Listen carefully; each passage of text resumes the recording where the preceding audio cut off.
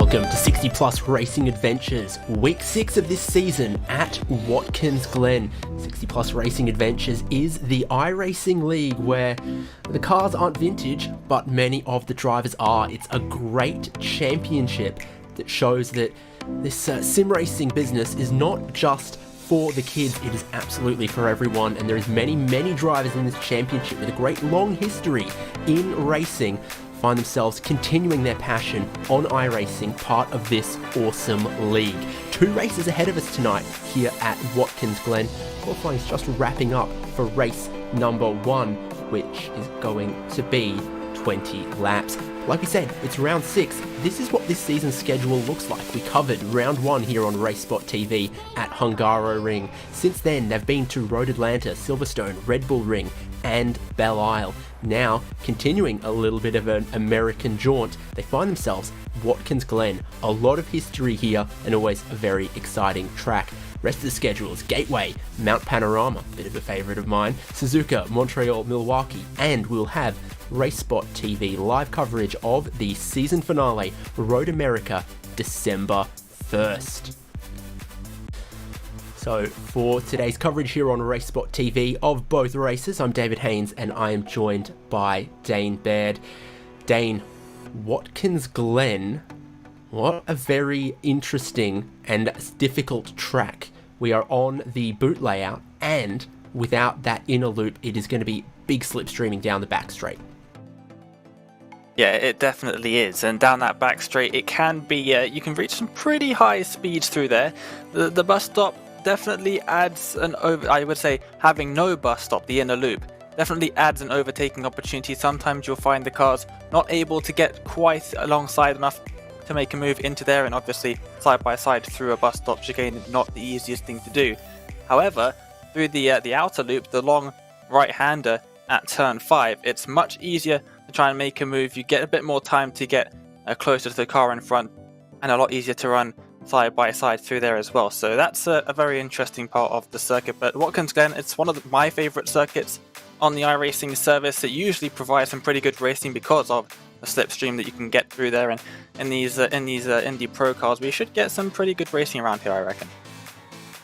Absolutely we should, and this is a very long-standing league with a lot of history. A lot of drivers have been with us for these 19 seasons. They've got a lot of respect for each other, and that always shows on track. Here is the championship standings at about the halfway point of the season where we find ourselves right now. John Morgan leading the way by 11 points over defending champ Steve Greenwood. Then look how close they are in the middle here between Ragnar Wisloff, Gary Bystrom, Leif Hellberg, Russ Addy. All very close amongst those. Now top 10 rounded out by Gerhard Storrison, Bill Lawrence, Paul Stump, and Ulf Olsen.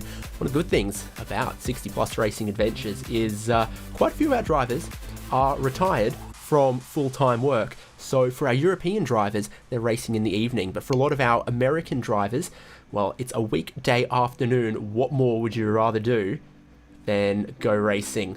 So that's what's going to be ahead of them very shortly. Qualifying just starting to finish. And when we get that grid, we are going to see how they will line up for race 1, and then race 2 a bit later on has its own qualifying session as well. So our drivers always keen to start the week, start the round on a good footing, but the way the championship structure works, at the end of today, the points that go to their championship is their best result of race 1 or race 2. Never any reason to be disheartened in 60 Plus Racing Adventures. If race 1 doesn't go your way, race 2 might just be the ticket. That said, always want to start on the right foot. So let's look at that grid for race 1, and of course it will be a rolling start for our competitors today. Pole position goes to Gary Bystrom. Indeed, it is Gary Bystrom, and he's going to be starting alongside Donald Poole, Steve Greenwood, and Russ Addy for row 2. Row 3 has got Stefan Rostjen, the GOAT of this championship. 8 titles to his name in the past. While between drinks, though, for him, he's going to start alongside Gerhard Storrison. Next row with 7th and 8th, Greg Garrison, Paul Stump. Got Leif Hellberg and Barry Hills. and Mike McCormick and Bill Lawrence. So then continues on, because our grids have been building and getting more and more healthy here as the seasons have gone on in 60 Plus Racing Adventures. Dev Donnelly, Randy Shoemake, Leroy Coppage, Paul Velasco, Bob Cohen and Ernie Cancio make up about the first half of the grid. We've got Joel Martin, Ulf Olsen, Marcel Sproining, Wally Molesby, Bob Kern, Jerry Kerr, Douglas Beasley, Steve O'Malley, John Van Barzen, JC Hay, Peter Hellstrom, Mike Grandy, and towards the trailing end of the field, Pierre Dione, Gene Moore and Roger Craig, the last drivers with a qualifying time. No qualifying time for race 1 for Michael Bailey, France Brink, Robert Love, or indeed Richard Varley or Joe Wren. Dane, we're getting the treat of a full pace lap, and that's going to give our drivers plenty of time to think about their race plan, make pleasantries with the driver alongside them on the grid, but also maybe build a bit of tyre temperature as well. Yeah, it's very crucial to get some tyre temperatures into those tyres, because we see way too often, especially when you get a standing start or a rolling start where the grid lines up very close to the end of the lap, unlike what we have here at Watkins Glen, is that drivers really do struggle on the opening lap or so, and it can cause quite a few incidents. So this is giving the drivers very good opportunity, get some heat into the tyres and the brakes of course, and no excuses for any mistakes down towards turn number 1 for the first time. It is a bit of a tricky one at the start of races. You've got walls very close either side, and obviously the downhill braking zone doesn't help all that much either. So it should be an interesting race. We've got a lot of drivers on the grid. Look at that picture down the back straight, huge grid of cars for today, so hopefully that doesn't breed carnage as we see all too often on the iRacing service. I have faith in the drivers out there today that they'll be able to make it through turn 1 mostly in one piece, but the run up the hill through the S is a very choke point, a massive choke point on the circuit, and very often we'll see big pile-ups happening there. Hopefully we don't see that, but the run in towards turn 5, I reckon, is going to be chaos. Now, I have faith not just in the talent of our assembled fields, but in their respect and sensibility. Say in the aviation field, there are old pilots and bold pilots, but no old, bold pilots. I think the same thing can sometimes apply to racing drivers. You can't have taken too many risks if you've made it to the right vintage of 60 plus, or at least if you have, they've been very well calculated ones. I do look forward to us getting racing as they show the boot section of Watkins Glen. Toe of the boot just there, coming around towards the heel. And the slipstream is pretty strong in these cars normally, but without the bus stop, it'll be even more dramatic. Tough for even your fast qualifying drivers, Gary Bystrom and Donald Poole making up the front row. It's going to be tough for them to get away from anyone else with how strong and how powerful that slipstream can be. It will, at least initially, be a little bit of pack racing here at Watkins Glen for 60 plus racing adventures. My eyes on Stefan Rostgen from 5th place to maybe move forward. Like I said, 8 60 plus racing adventures titles to his name, but never a championship since we swapped from the Pro Mazda to the Indy Pro 2000. This new car hasn't quite treated him as well as the old one has, but after many seasons now, he's been working his way into it. So what might he be capable of? Pace car shortly going to peel in as we're in the final corner, and it'll be Gary Bystrom on the inside, on the right-hand side as they line up, ready to get us racing, and he has preempted Barney to put the throttle down a little bit early before the green flag was waved while it was displayed. That spreads the field out and might give us a better shot of a clean start in towards turn 1. Bystrom with a good start from pole, but Greenwood and already up a spot because Donald Poole, who started alongside him, not quite as quick with the right foot. Rostgen already one spot up as well. Single file up the hill, tyres still cold, and they are going to be into that slipstream to pack them up towards the carousel. Let's see, can he hold on to this race lead? They are going to be going side by side. Bystrom on the inside, he hasn't held on to the lead for now and swooping around the outside. Greenwood doing a lovely move into turn 5 up into the lead of the race, but I don't think he's going to be able to hold on to it for too long, as we might have carnage in the background. We do have a chaos in the background. I'm not too sure how many drivers were involved. It looks like for the most part everyone's got through there pretty cleanly. Lots of smoke up there worried me a bit, but I don't see too many cars with a lot of damage. Maybe it's just one of the guys having a bit of a spin on the outside of turn 5. The replay is going to tell all, but it definitely looked like for quite a few of our drivers, cold tyres in a fully loaded corner made things difficult for them. Greg Garris here, the rear just lets go in the middle of the corner. Those tyres weren't to temperature just yet, and he made a cute little loop, but managed to stay off the wall and the Armco, which is expensive to replace around here. If you hit it, they'll send you a nice invoice, but then also stayed out of the way of most of our drivers. So Greenwood, from third on the grid, is leading right now. Timed his run to perfection in towards that carousel. Can Bystrom or Donald Poole react? Looks like our top 8 together at the end of lap 1. But the space between 8th and 9th could still close up. Slipstream, as we say ad nauseum, very, very strong in these cars. Look for Bystrom and Poole and Russ Addy back into 4th to maybe try to strike away from Greenwood. Yep, this is actually quite odd that the top 4 or 5 drivers, I think it's the top 4, the top 5, have managed to pull away from the drivers behind. We're seeing quite a few gaps forming up in the field, but there it goes. It almost looks like an IndyCar race on the ovals going down in towards turn number 5. Bystrom very easily up the inside, and they're side by side for second now. Poole trying to get up the inside of Greenwood, but Greenwood might just be able to hold on to this one round the outside, carrying a little bit more speed, and retained that second position. But Bystrom once again into the lead of the race, but as I said earlier, I'm not sure how long he's going to be able to hold on to it, because that draft down in towards turn 5, very, very powerful. We've seen it already in the opening couple of laps, so he's going to have to really try and pull up a good gap over the rest of this lap if he wants to hold on to the lead on lap 3.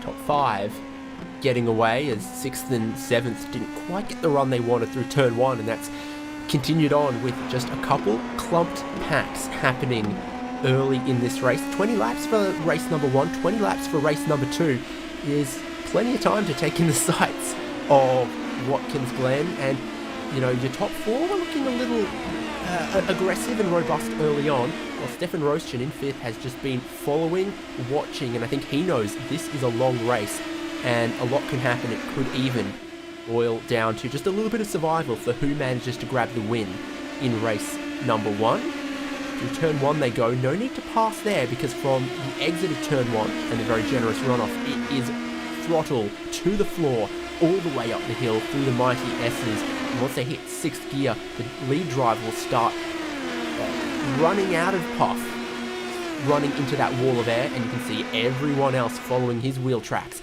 in the slipstream. Bystrom to the right hand side, willing to defend the inside, but Greenwood came around the outside on lap 1, not able to do it on lap 3. Maybe further ahead from Bystrom, a bit more circumspect from Greenwood, and a lot more tyre temperature and tyre pressure all around, as Addy earlier on the brakes than Donald Poole would have expected. We ride on board with Poole through the section of the boot. Yeah, very nearly a bit of a contact with the front left of Donald Poole there, getting caught out a bit by Addy, but still very clean racing up and down the field so far. Very impressed with the drivers in the opening 2.5 laps or so. As we cast our eyes a little bit further back, we're watching Lawrence just getting past Hills.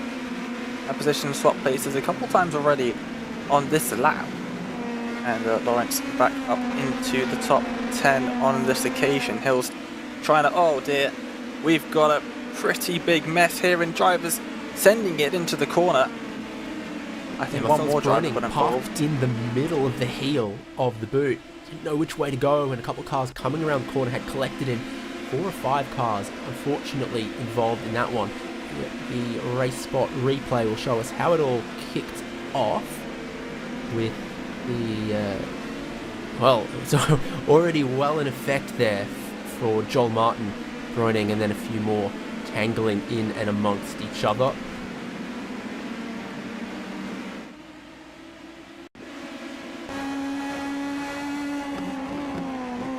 What happened The lead of the race, though, they're losing their minds right now. Russ Addy tried to stack it 3 wide between the inside of Greenwood and Gary Bystrom. As you can see, a few drivers, race 1 has come to a premature end, or at least a significant delay. Race 2 could be their shot at redemption, and Bystrom is into the fence there. So he was one of our leaders, now he's found the tyre barrier at the laces of the boot.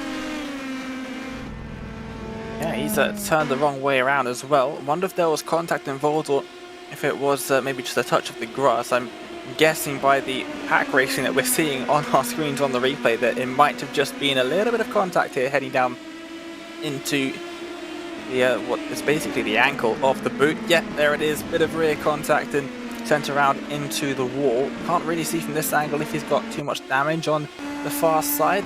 Might be able to get that one back around and carry on going, but definitely won't be up at the front of the field as he has been for quite some time, right near the bottom of the field in fact. And oh, just a little bit of contact heading around the left-hander, and it was enough to turn him right around and spear into the barrier. Back left says that he's not going to carry on racing without going through the pits for some repairs first. Everything else on the car still looking pretty pristine. It's like, you know, stepping on a crunchy leaf. You never know how crunchy it's going to be till you step on it. Those tyre barriers, you never know how soft they're going to be until you've tested them, and regrettably found that one wasn't soft enough. Then there were 4 at the lead of the race. Greenwood and Addy together. Donald Poole and Stefan Roastgen almost losing touch with the leaders as Addy breezes serenely with that slipstream past Greenwood down the inside and hooks a good line to the curb through the carousel. Facebook move down in towards turn number 5, the outer loop, and yeah, trying now to pull out a bit of a gap. Not the easiest thing in the world to do. Looks like they might be catching up to maybe a little bit of traffic up ahead as well. That might play into things in a little while. But yeah, this top 4 group, we've got a good 2-second gap to the next driver behind, which is Stump in 5th place, and then another 1.5 seconds back to another small group of cars, 6th and 7th. That's Helberg and McCormick. As Bystrom. More cars on the pit lane with some damage, unfortunately. This is what happened to Gerhardus Jorgensen. It's between the laces and the toe. He was in a little pack of 4. Into the toe he goes, and then on the exit just catching a little bit of the grass. So easily done, and unfortunately he's brought someone else along with him. The Armco's never far away, and that grass does not offer near as much grip as the pavement does. Almost like it's wet permanently on iRacing, the grass. And yeah, Watkins Glen does not have much space around the track for errors like that to be made. Barry Hills, the unfortunate really innocent bystander there, following closely through the corner and then bang into the wall on the inside. As we cast our eyes back to the lead group. Top 4 together. Greenwood slots down the inside of Russ. Addy, a whole lot of speed up high through the carousel. Is trying to hold around the outside. Your top 4 are starting to catch a little bit of traffic. It's a 5.4 kilometre lap on this layout, which means the traffic they're catching is drivers who've had to go through the pit lane and been significantly delayed.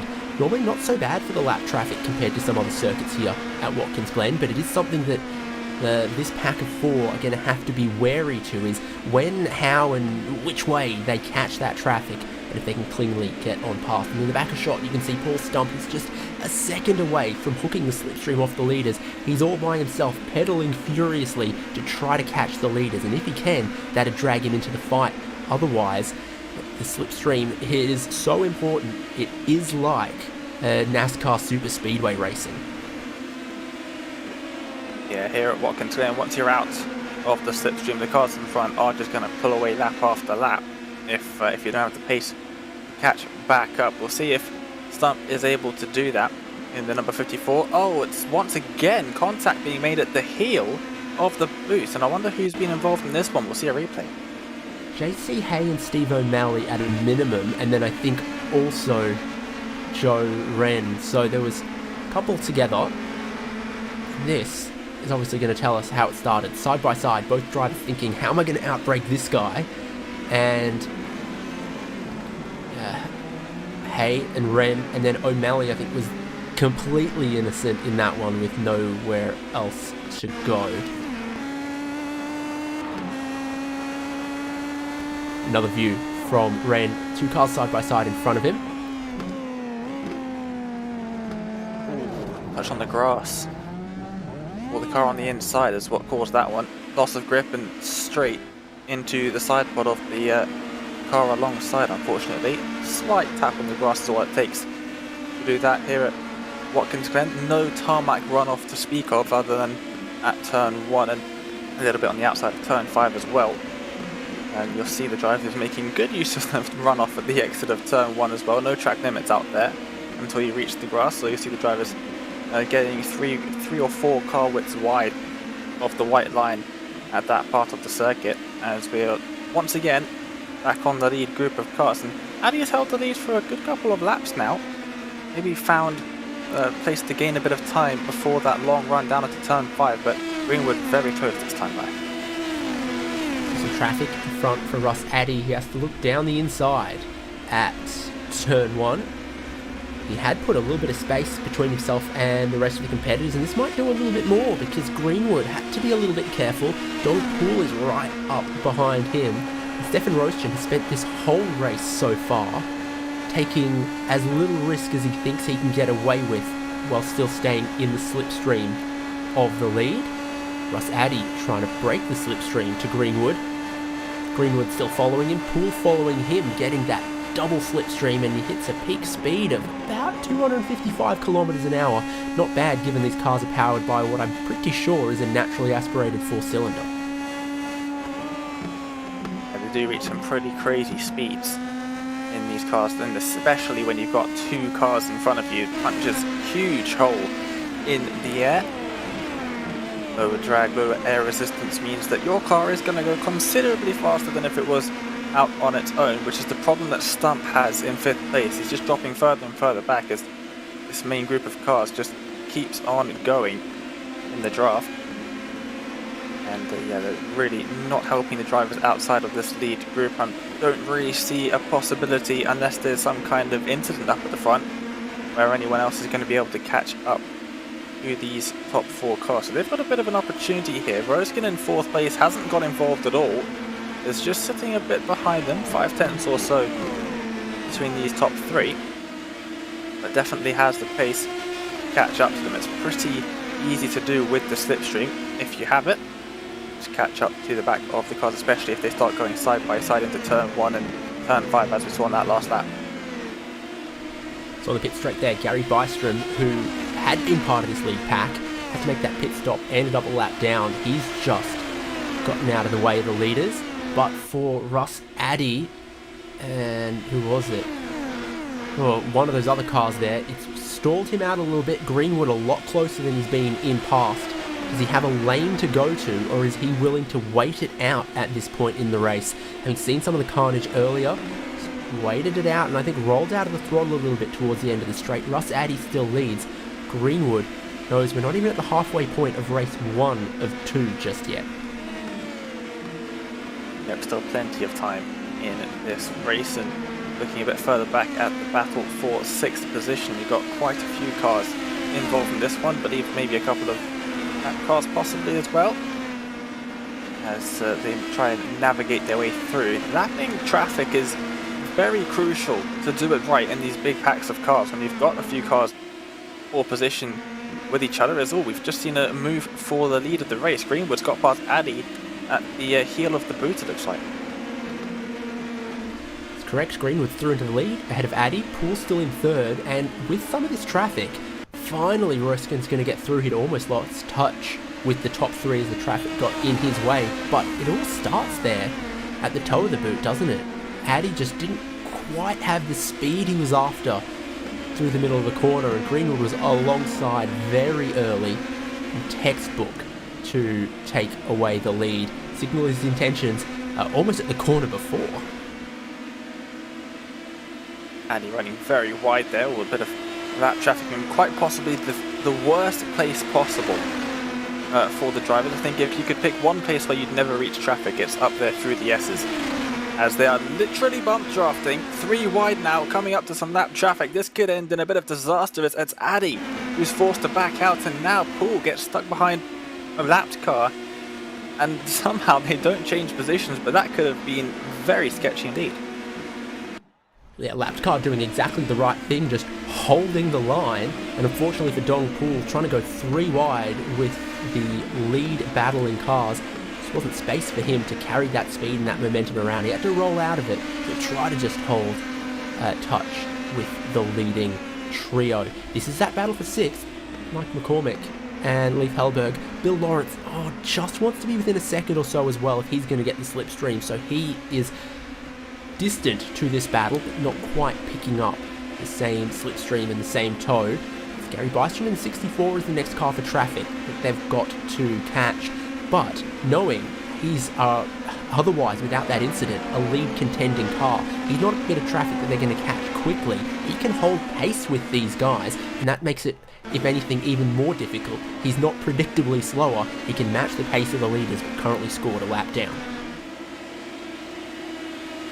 Yeah, it could actually help them try and catch up to maybe a couple of drivers in front of them if they don't trip over each other with that battle going on. But it could be quite effective for them if they try and catch up to maybe Stump, maybe even Roskin if they can use the pace of the cars in front, even if they are lapped. That is huge amounts of overspeed for Addy, and he's definitely going to pull just about alongside. Now we're going to go 3 wide, pull to the middle. No, backs out of it. Probably the smart move, especially only on lap 11, but it is Addy into the lead, and Paul takes second off of Greenwood for the time being. Greenwood trying to hold it around the outside. I don't think he managed to do it, but actually got a very good exit and now backs out into turn 6. Thought he could hang around the outside there, and a bit of banking for the carousel means sometimes you can, as evidenced here in this battle between Paul Velasco and Leroy Coppage. Velasco kind of came around the outside there with sufficient speed advantage, but in the top 3 they're so equally matched otherwise that shorter run around the inside, probably the best place to be. By the way, those guys that we were just looking at, some of the biggest movers in the race so far. Velasco's come from 16th on the grid, he's running 9th now. Coppage is also up 5. So, as often happens in this kind of racing, keeping your nose clean means some positions gained. And as you can see clearly on the graphic there, there's a few other drivers who come from well deep in the field, not quite to trouble the top 10, but we saw there were some drivers without qualifying times that maybe representatively might have been a bit higher. Ooh, a bit of a wiggle for Velasco there, heading through the penultimate corner, fast left-hander on the exit. Quite loss of rear traction, but held onto it very nicely. Pretty easy too, with a quite large curb on the outside, similar to turn 1, although you don't have the same liberty of being able to mount over it and completely ignore track limits. They're going to go side by side for the lead once again. Pull to the outside this time. Green will drop back a little bit, but should be able to catch up as they go side by side through the outer loop here. Paul has been a little aggressive some of these times with the slipstream, and look at that, kicking up a bit of dust, still trying to hold what becomes the inside for the laces of the boot. He wants the lead, he wants it right now, and he's not quite going to take it away from Russ Addy. As they battle side by side like this, Greenwood just gets to watch on, and Roasted and Paul Stump close up to the lead every time that they try to go too wide through here. And look how close Paul got to the grass on the exit. Nearly repeated a mistake that we saw earlier. Still side by side heading down towards the heel of the boot. And Paul just sends it around the outside, even though Addy looked like he had the inside covered. Paul finally gets it. And Roastgen is within a tenth of picking up the slipstream off Greenwood and making this a 4-way fight again. Yep, and Stump's not too far off either, only 2.3 seconds behind this lead group, or just over 2 seconds if you're counting Greenwood in this as the last person in the drafting train, I would imagine. And yeah, they're all very aggressive in the last few laps, going for quite risky moves, sending it 3 wide on more than one occasion. Now out into the lead of the race, clearly believes that he's well fast enough to keep up with them and be in front of them. Is it going to be for long though? I'm not too sure. Addy is very close as they make their way up through the S's. Only 0.2 of a second separating them, and I think it should be fairly easy move for Addy to the inside and ahead already.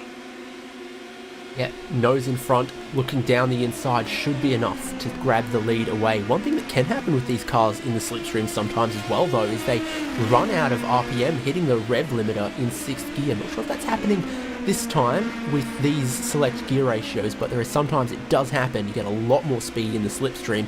If the car's geared for not with the slipstream, it can cause some troubles. Roastin still loitering in the background here as the battle has become a little more fierce. It sort of started off pretty hectic up front, cooled off for a couple laps, and now I think they're bringing the heat back up again. Yeah, and especially in the last couple of laps, this battle's going to get really, really intense. But Paul really does want to be out in front. I'm not too sure if I would want to at this stage. It's obviously very easy to get past for the lead, especially when the driver in the lead has no slipstream from maybe a lapped car or something like that. So I'm not too sure if I would want to be the person right out in front, especially not heading into the final couple of laps of the race. I think maybe moving on the last lap to try and take the lead is probably a better option than trying to get up there here on lap 14. There's still 6 laps to go, which is 6 fairly straightforward opportunities for the drivers behind to get by. Yeah, I think second car through turn 1 on the final lap is the place you'd want to be. That's Addy following a very normal racing line, offering up the inside to Donald Poole. Steve Greenwood slipstreams off both of them as they're exactly level, heading towards the carousel. Poole with the inside, Addy no shrinking violet round the outside there, trying to carry a bit of speed, but off the exit he loses out just a little touch of it. Deep into the laces for Poole, but I think he'll still just hold on to the lead. Not the optimal racing lines from these guys as they start to battle more for the lead. Roastin back within a second. Yeah, Roastin catching up to them, so not quite in the slipstream range, I don't think, yet. But if these lot at the front keep on fighting like this, then we might just see Roastin catch up, and now the gap's only 0.7 between Roastin and Poole, so that's only 0.4 between Roastin and Greenwood. So now I think well onto the back of this pack, and it's probably going to be a 4-way battle now, I would imagine. Heading down in towards turn number 5, Roastin 0.3, 0.2 really behind Greenwood, who we are riding on board with at the moment. Now heading down at the pit straight, start finish straight, and closing down. You can see the effect of the slipstream closing in at quite a rate, even down in towards turn number 1. A little bit wide for Greenwood now, as they mighty wide for Donald Poole as well. Yeah. He picked up a whole bunch of grass. That runoff and a little more. But look at this picture, Roastin right with them. He picked up the slipstream off Greenwood, picked it up off Addy, who's picking it up off Donald Poole, who's also not trying to defend that lead. This is what they look like racing down the back straight from the helicopter shot. And hello, Roastin enters picture, looking for 3rd place. He's still trying to hold for that position. I thought maybe he'd back out, but look at this. He spent 15 laps waiting, then trying to catch back up to the pack, and now he is here. Anyone's game of these 4 for who could be the leader. We've seen some mammoth double slipstreams and drivers slingshot from 3rd into the lead as well, with how powerful it can be. So this is becoming less like racing and more like chess as we head into the later laps. Yeah, some serious overspeed on that number 63 car as we made our way into the outer loop on last time by, but really entering the picture with huge amounts of speed compared to at least Greenwood in 3rd, who already had a double draft, so not really any excuse. And Roastin just comes through. Really, if he had maybe 200 meters more room, could have really been challenging for 3rd, maybe even 2nd with the amount of speed that he was carrying there. But really, it's a 4-horse race now, heading into the final 5 laps of the race. I wonder if we're going to see many moves, because Poole once again out in front, but you'd expect Addy to have the advantage if this were the last lap. If I was at Watkins Glen for a race like this, I think I'd be putting up my camping chair somewhere with a great view of the braking zone of that carousel, because every single time Slipstream brings all the drivers together, creates some interesting battles there. Now here's one of our lap down drivers trying to stay out of the way, but you can only do that so well. Everyone's going to navigate around. Paul's going to hold the inside, and Russ Addy has been pretty strong a lane up there through the final corner, but on the exit can't quite pick up the throttle the same. Greenwood makes a move at them, and Roskin is still just watching and waiting. Well, he needs to make 3 moves, those versions, so I'd imagine in the next couple of laps those moves are going to start happening. So lap 18, take 3rd place, lap 19, take 2nd place, and then on the final lap take the win. Why not? I think that might be what we are seeing here, is Greenwood looking to go up the inside into the heel maybe. Looked for it, didn't quite get it. Didn't quite get it because Russ Addy was super deep on the brakes, and it kind of caused both of them to miss the apex a bit, lose a little bit of time, and give 7/10 of breathing room to Donald Poole. That'll all evaporate very, very quickly. You can lose all of that time from the run up turn 1 through the S's and all the way along to the carousel. But, you know, if it had been 3/10 more that they'd lost, there's every chance that Poole could have created a bit of a breakaway. 4 laps to go. You've been counting backwards on your fingers what you'd do if you were Addy or Greenwood or Ostian, but what would you do if you're Donald Poole here? Let Addy past right now. Just hang on to 2nd place until the end of the race. I've done that in NASCAR racing before, and it's paid off massively. I definitely would not want to be leading this race at this point. I really wouldn't. I don't think there's any advantage to it. I think Addy really should be able to get past without too much trouble, as we might be seeing a switch for 3rd place. No. Good defense by Greenwood there. Russian not quite close enough, it looks like, to make their way down into what I like to call the ankle group. It's not actually its official name. As they go to what it's called the chute, I'm being told in by Connery up in production. I've also heard it called laces by people who've been here, so I'll stick with that one as well. But I think either of those names fair for that section of the track. The boot at Watkins Glen.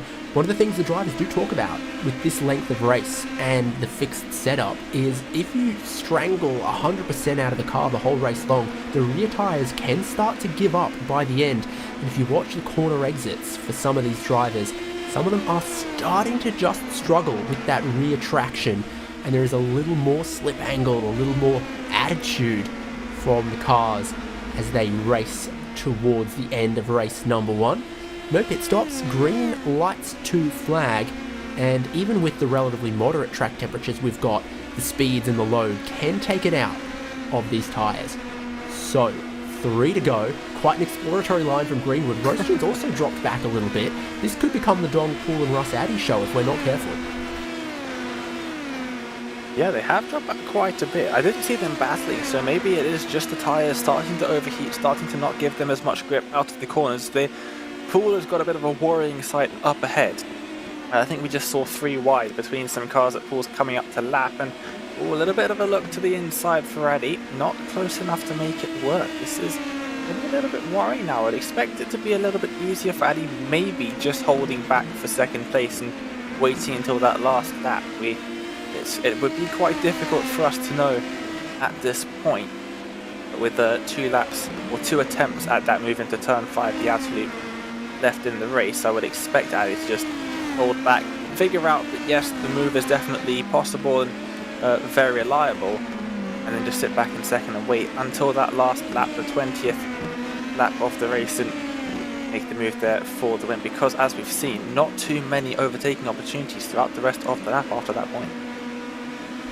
2 and 2 and 2, they call that Noah's Ark. 2 cars battling for the lead, 2 cars battling for 3rd, and Paul Stump and Mike McCormick have brought a little bit of a battle to 5th place as well. I think McCormick's been able to catch Stump, which is quite interesting. Means every position in our top 6 is up for grabs towards the end of this race.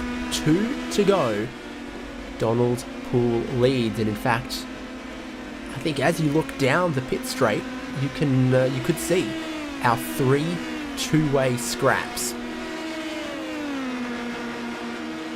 They're closing into those lap cars. It could really throw a spanner in the works for these drivers if they catch up to them on the final lap. We'll see now, She's the onboard easily close enough, surely, to make a move for the lead, but dropping back, weaving from Paul in front, and Russ Addy lifting off down the straight, it looks like.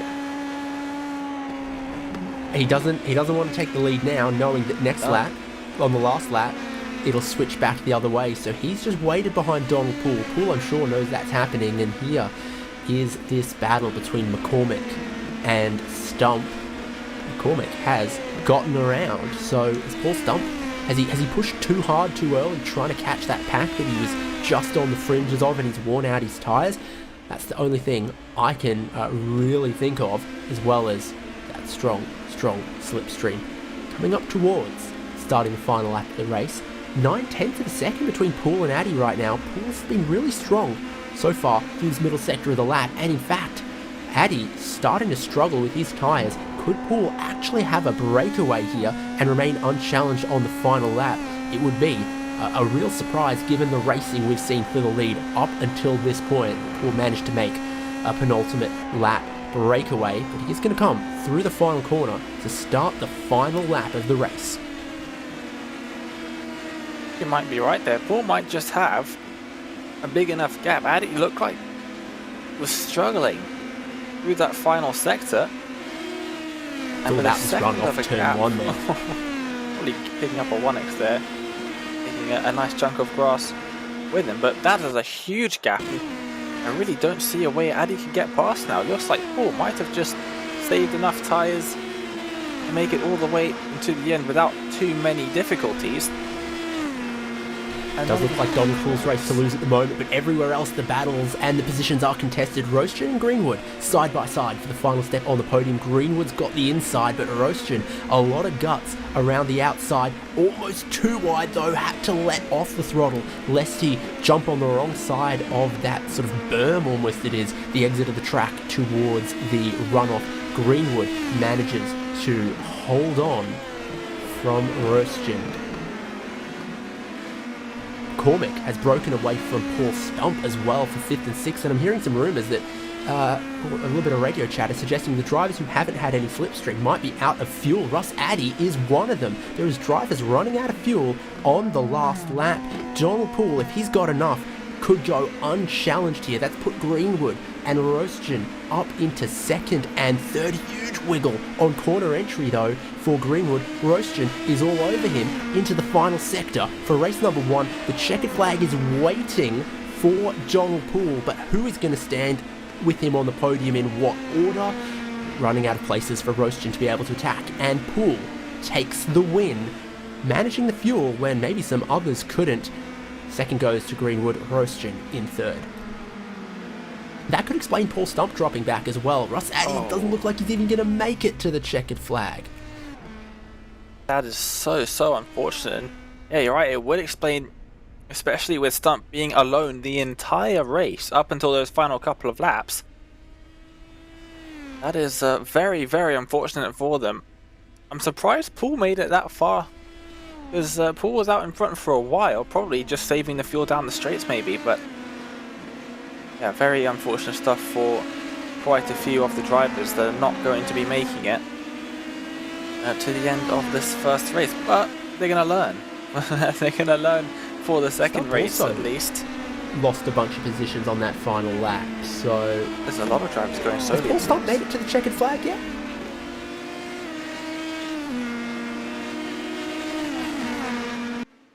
I think Paul Stump has also run out of fuel and not been able to make it to the checkered flag, so you needed to use that slipstream early on to save a little bit to help you get to the end, and there's a few other drivers with the same woes. Donald Poole, Steve Greenwood, Stefan Roastgen, though, your podium getters, they must have done the right work early to then be able to push hard later on. Strategy game that we didn't know was afoot the whole time. Yeah, it's actually very interesting that we've seen that, because maybe that explains why some of the drivers were hanging back a bit. Maybe that's what Roastgen was doing, just saving fuel for a bit right at the back, not getting involved in any battles, extra wheel spin, extra heating the tyres that's not needed, because the more your wheels spin, the more fuel that you'll use. So that's very interesting. If we'd known that from the beginning of the race that the drivers had to do some fuel saving, it would have probably explained quite a few things throughout that race. Well, I think staying in the pack and not making any ridiculous moves early was the smart thing to do, regardless of fuel, knowing how strong the slipstream would be, and then if you just stayed with the lead pack, your time would come in the final laps. But obviously, with the pack, some drivers did better saving fuel than others. Let's go over the results, though, from race 1 now that it has been declared. After that, we've got a couple of drivers we might have a chat to between race 1 and race 2. So, Donald Poole from the front row of the grid, he takes the win. Steve Greenwood and Stefan Rostron complete the podium. Mike McCormick wasn't really in the picture until late on. He saved enough fuel, others ran out. He grabs 4th place. Bill Lawrence up in 5th, and Bob Cohen, Leroy Koppich, Wally Molesby, Paul Velasco, and Gene Moore for the top 10. Randy Shoemake, Pierre Dione, Robert Love, Mike Grandy, Greg Garris, Peter Holstrom, Ernie Cancio, Ulf Alston, Jerry Kerr, and Richard Varley complete the top 20. Dane, why don't you bring us the rest? Yep, it was Jorison in 21st with actually very, very close between 21st and 22nd. It looks like 0.04 of a second there between Jorison and Helberg for those two positions. Bob Kern, the last person to finish on the lead lap of the race. Everyone from Russ Addy down. Well, some of them are a lap down, but some of them didn't even get to the end of the race. Addy stumped Barry Hills, Bruning, Donnelly, O'Malley, and Van Barsten, running out the top 30 drivers, all of them a lap down, some of them not even finishing the race, and a couple more drivers out there on the circuit as well. Joel Martin, Douglas Beasley, Michael Bailey, Roger Craig, JC Hay, Franz Brink, Joe Wren, and Gary Bystrom. A lot of those drivers involved in some incidents and not able to finish the race, finishing quite a few laps down after the 20 lap race. The fastest lap was 1 minute 40 seconds, so quite quick out there for some of the drivers as we look forward to the second race. Yeah, so heartbreak for a couple of drivers who ran out of fuel. Heartbreak for Gary Bystrom, scored last after the having the pole position for race number 1. But we have got some of our podium drivers, and I am going to say hello, Stefan Rostron. I think a podium in race number 1, a good result for you. You looked like you were just happy to stay with the pack early, and now we know it was to save some fuel. Oh no, that was not. I was just happy to stay with the pack. Well, when the slipstream is this strong, that is always a good strategy, to just think about the last 3 laps and work backwards from there. Is that how you approach this race at Watkins Glen without the bus stop? Yes, I had a strategy of wait and see. I know that Glen is very dangerous because you have the slipstream and there are accidents very often. So I try to wait and look if there is an opportunity. And well, I'm very happy with the 3rd place. Even picking up one of those spots on the final lap there, passing Russ Addy, who was out of fuel. It's all going to be the same race length and the same setup for race number 2, I assume. So if you find yourself out of the pack, are you then going to have to worry about the fuel? No, I don't. I think that is part of the gear change strategy. I tend to shift a little bit earlier. Okay, a lot of confidence there, and I like that. From 3rd place, is that enough? Or in race 2, is it going to be Rostron going for the win? No, definitely not. If you see that Gary had half a second in front of me. So how to do that?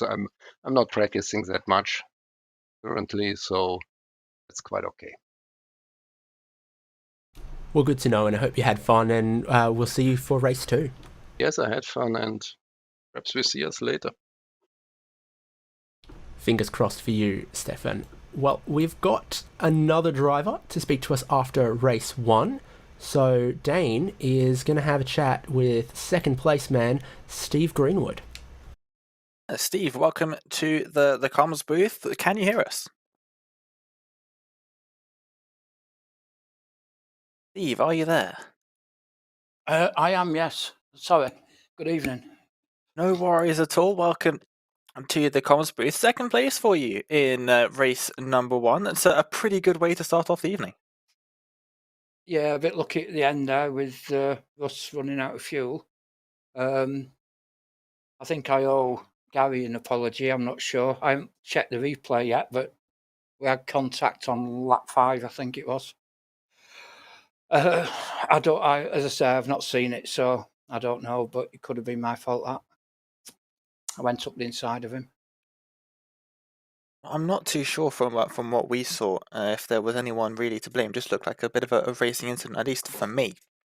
But yeah, heading into the second race, second place must give you a good bit of confidence heading into it. Of course, it's only the best finish of the 2 races that count, so you're going to have to do a fantastic performance in the second race to beat your second place finisher.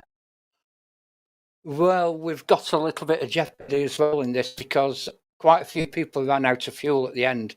And as you know, it's a fixed setup and it's too late now for them to change the fuel. So we all know that fuel is marginal. So you would expect nobody would want to lead the race. Everybody would want to be in the draft. So it's going to be interesting. Yeah, it definitely will be. I personally, with the strength of the slipstream here at Watkins Glen, I wouldn't want to lead the race anyway. I think it looked far too easy out there for the driver in second place to make a move on the leader. What's your opinion on that? If you were in a position, I would say 3-4 laps until the end of the race, would you want to be leading or would you want to stick behind in second? 9 times out of 10, I'd want to be sat behind him, but then you've also got, if we're catching lap traffic, they can actually make it more difficult for you. So yeah, but normally you're quite right, sat behind them. It's the same with any draft track, isn't it? It's like Kemmel Straight at Spa. You'd like to be behind them up there, but on the last lap. But yeah, but we'll see how we go. It's going to be very tough next race. It's I would expect Gary to be back up there. It looks like you had a lot of fun out there in the first race. Hopefully, we can have some more brilliant racing out there in the second race. Good luck for that, and thanks for having a chat with us. Okay, cheers, and thanks for the broadcast yet again. And absolutely no worries. That was Steve Greenwood there. Finished second place in race number 1. Always great to hear from the drivers after the race, isn't it, David? Absolutely, and I actually really always love hearing from the drivers in 60-plus racing adventures because there's a little bit of ego, but not too much, and it's a different vibe compared to a lot of other championships and leagues. They're all very well acquainted with each other, sometimes racing against each other on iRacing for, 5 years and more. There's a lot of names that have done a lot of races together. There is a lot of respect and camaraderie. And that's one of the best things about the community that they've created around 60-plus racing adventures. Not just the racing, which was pretty thrilling in race 1, if we're honest. And now we know what we know, how the drivers attack race 2 and the slipstreaming and the strategy that's also going to be afoot will be super exciting to watch, knowing that there's some drivers like Gary Bystrom who need a good result to score some points from this round, some other drivers who need to improve even further forward from second or third or fourth if they're going to improve their points haul in race number 2. Don't go anywhere too far because coming up shortly is race number 2 of 60-plus racing adventures. We'll take a little break here on RaceSpotTV, and when we come back, race number 2 and qualifying from Watkins Glen.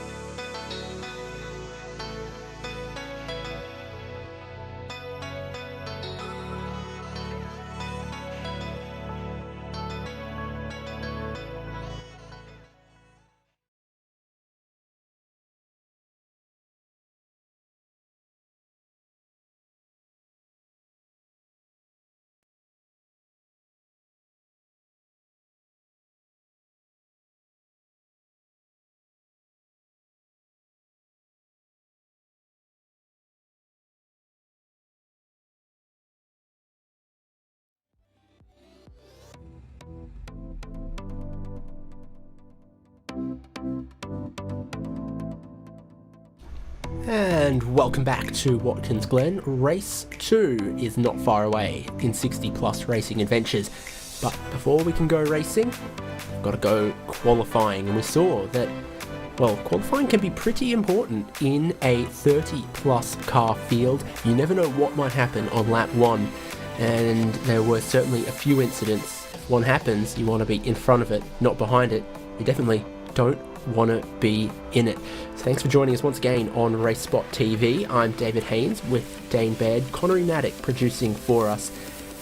Race 1 was super exciting, and what do you take from that towards Race 2? What are you looking for differently in Race 2, knowing what we now know?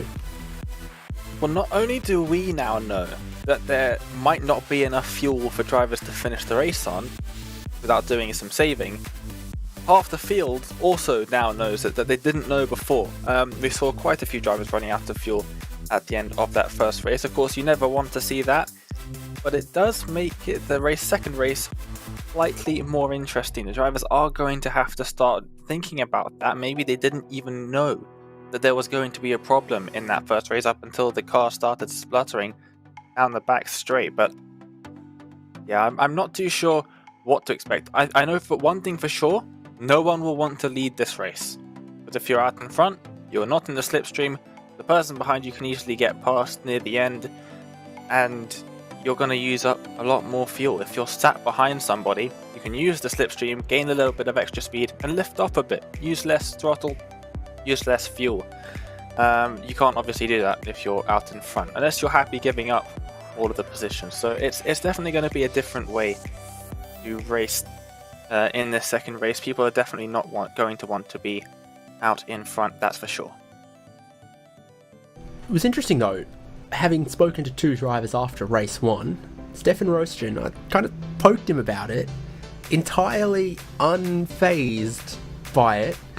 He seems to just maybe have a natural driving style that's pretty good with the fuel consumption, and he did spend, well, I don't think he led a single lap, so he did spend about 10 of the 20 in someone's slipstream and lifting off towards the carousel, etc. We only really saw 3 or 4 drivers of 35-ish run out of fuel or have any super major problems. So I think if you led all 20 in clean air, you'd be in a big problem. But for anyone in the pack or battling, who just, rolls out of the throttle into the corner a couple times, probably shouldn't be in too much trouble. But how the drivers react to that, particularly those who were caught out in race 1, should see this not just be a complete replay of race number 1, but show us some different tactics and some drivers approaching from some different styles. And of course, it's going to be a different grid as well. Our qualifying session has gone green. The drivers left pit lane, and I think some of them are still working their way around to start their first flying lap. Most of our drivers, some of them are on some flying laps. We'll bring pictures of that shortly. I think qualifying is definitely going to be important. Obviously, like you said earlier, you do not want to be starting in the second half of the field near the back. We saw there be an incident right at the beginning of the race, somebody just losing the rear end of the car, heading out of the outer loop. Greg Garris, wasn't it? I think Greg Garris on the cold tyres was I think it was. Yeah, carried a little bit too much speed, and the rears didn't want to stick it through that section of track.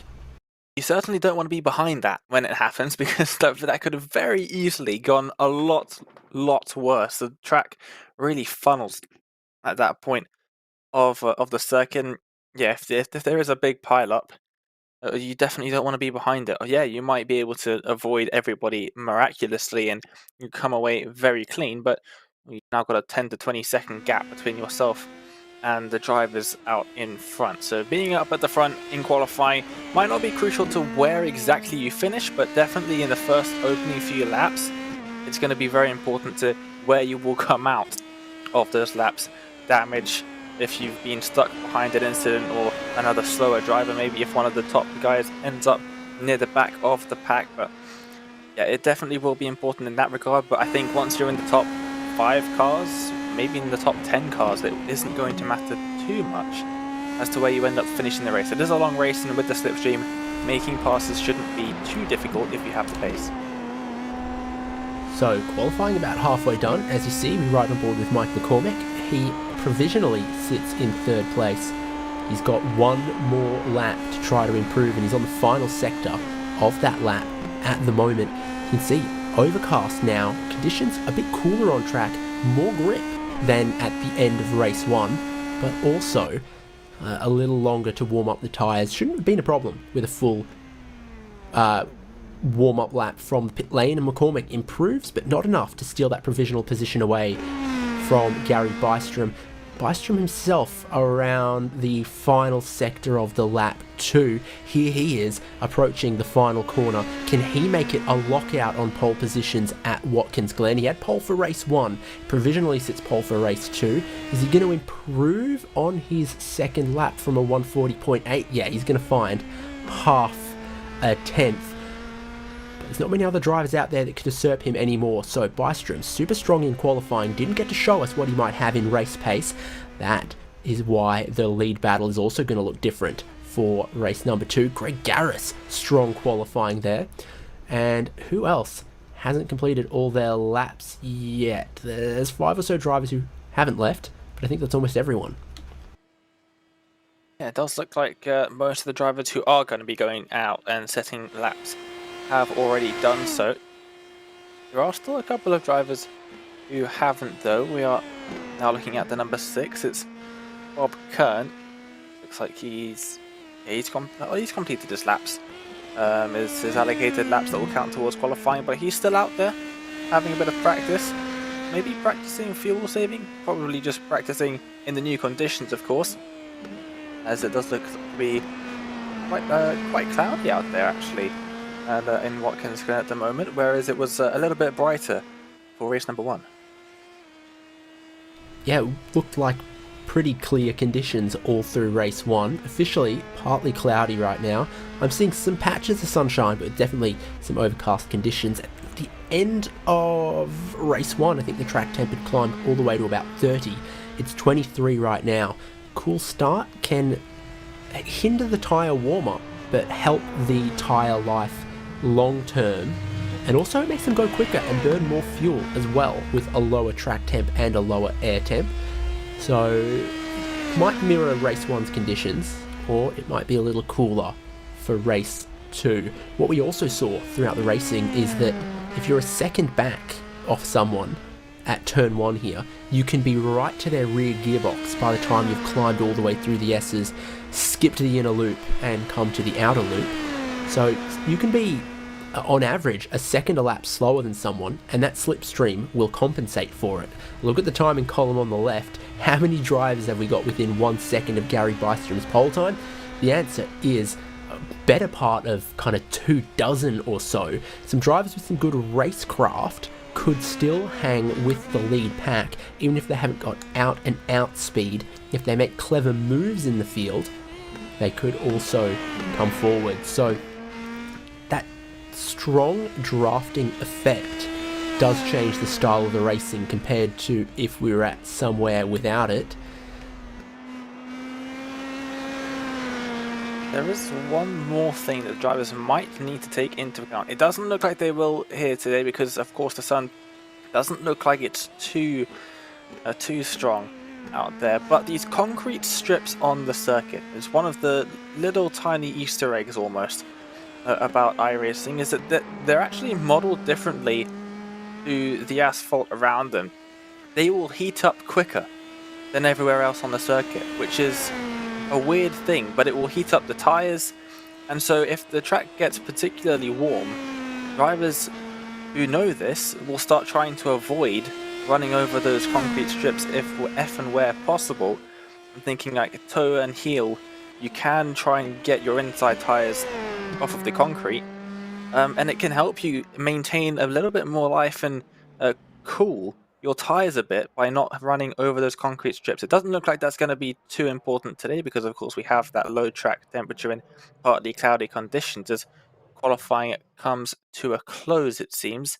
Just a couple of drivers still out there, it looks like, but nobody able to set. 20 seconds left in session, but no one on track at the moment. What we've got is 33 drivers for the session. So a couple from race 1 have said goodnight and packed up the trailer, but still 30 plus cars for race number 2. Qualifying comes to an end, and we can show you the grid for race 2, 60 plus racing adventures at Watkins Glen. You're going to get a full formation lap once again as well. So Gary Bystrom, another pole position means he's going to start on the inside of row 1. But he's got a different dance partner this time. It's Greg Garris who qualified second. Row behind is Paul Stump and Mike McCormick. Then Barry Hills and Bob Cohen, strong qualifying there for 5th and 6th. Over the page for row 4 is Leroy Coppage and Ulf Olsen. Bill Lawrence and Leif Hellberg sharing the row behind there. Marcel Sproening in 11th. Steve Greenwood, who finished second in the first race, only starting out of 12th. So then Russ Addy in 13th, Gerhard Historison 14th, Joel Martin and Bob Kern 15th and 16th. Stefan Roschen qualified 5th for race 1. Look at him back here in 17th place, sharing company with Randy Shoemake. Some surprises in qualifying for race number 2, to be sure. Ernie Cancio and Dev Donnelly, Michael Bailey and Jerry Kerr, and the row behind them is Gene Moore and Pierre Zione. It's about 2/3 of the field, because the remainder is Jon van Varsen, JC Hay, Peter Holstrom, Paul Velasco, and Peter Holstrom was the last driver with a qualifying time, so it's no time for Velasco, Mark Robertson, Robert Love, Douglas Beasley, Richard Varley, or Joe Wren. So I think in this race then, Dane, it's got to be Gary Bystrom looking for revenge. Yeah, I definitely think it definitely will be, as almost all of the drivers out on the grid already, and it's just a massive field of cars. Smaller than the first race, but still massive, as the cars running all the way back almost to the exit curb of the final corner here at Watkins. Then they finally pull off. The iRacing pace car is starting to make its way around the circuit, and we will be getting ready to go. It's slightly cooler track temps this time, so the drivers will have to warm up their tyres just a little bit more in towards this formation lap and heading on to the main straight to start off the race. We didn't see too many incidents on the first couple of laps, only one, and it was just one driver spinning off. But yeah, it definitely does seem as though the drivers did a good job of heating up those tyres in the first race. Hopefully they'll do the same thing here for the second race, and we'll have a nice clean start again. Yep, the rolling start, where the leader preempts it a little bit, often stretches out the field, but then they come up through the S's. The slipstream brings them all close to each other once again, and they are properly packed up, heading in towards the outer loop oftentimes. So Bystrom knows what he did race 1 that worked well for him on the start. Just got to hope he can keep it clean the rest of the race. Like I said, a rolling start, it's always entertaining to me when we have a large field and they do a standing start. What circuits the tail end of the standing start grid are kind of around a corner somewhere. Bathurst is one of them for sure, and I do remember the old layout of Spa where it used to be a big curve.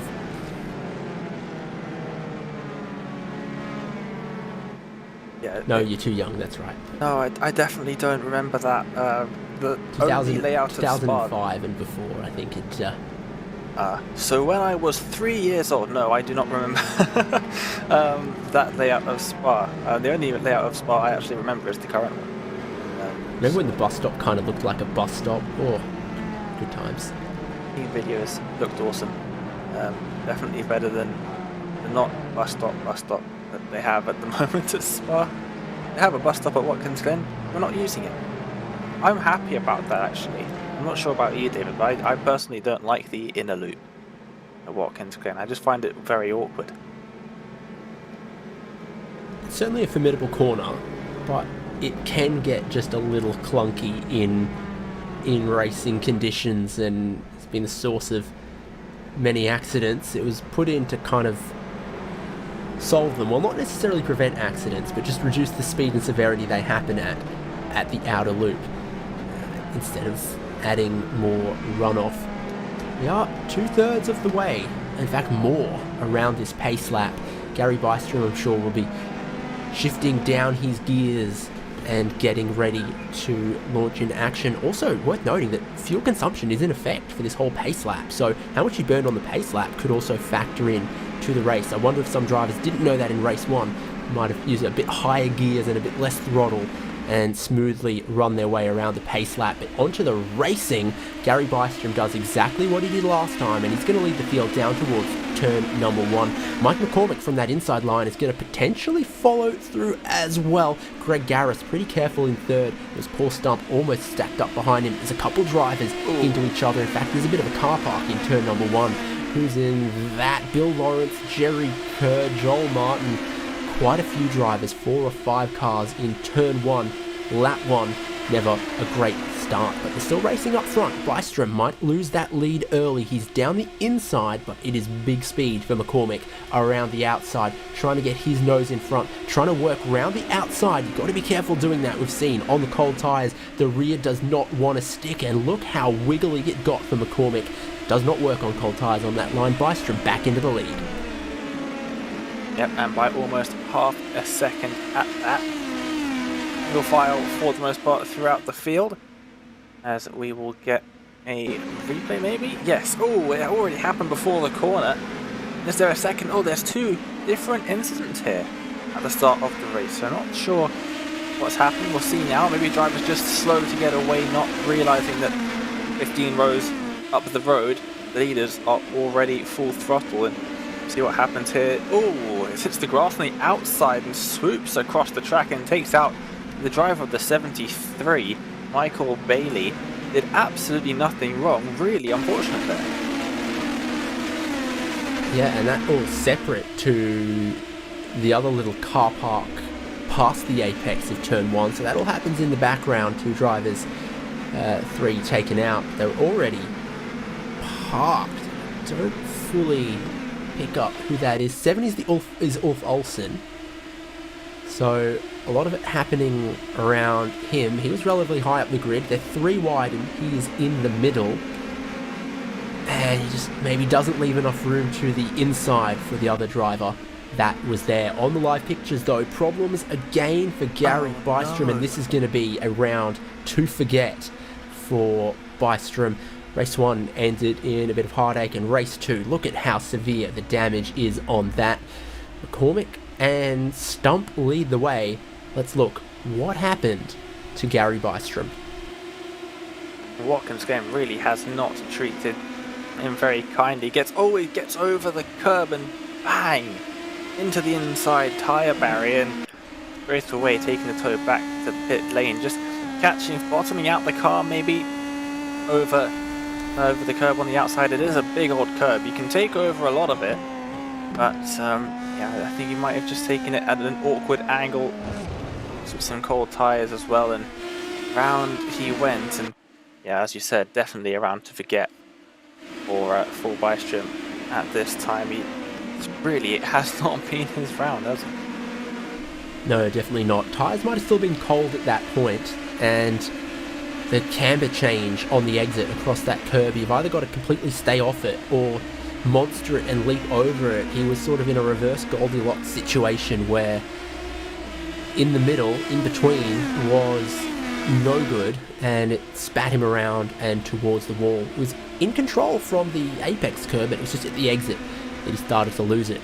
So it elevates some more and some other drivers. Mike McCormick into the lead with Paul Stump right behind him. Remember the fuel issues that Stump had in race 1?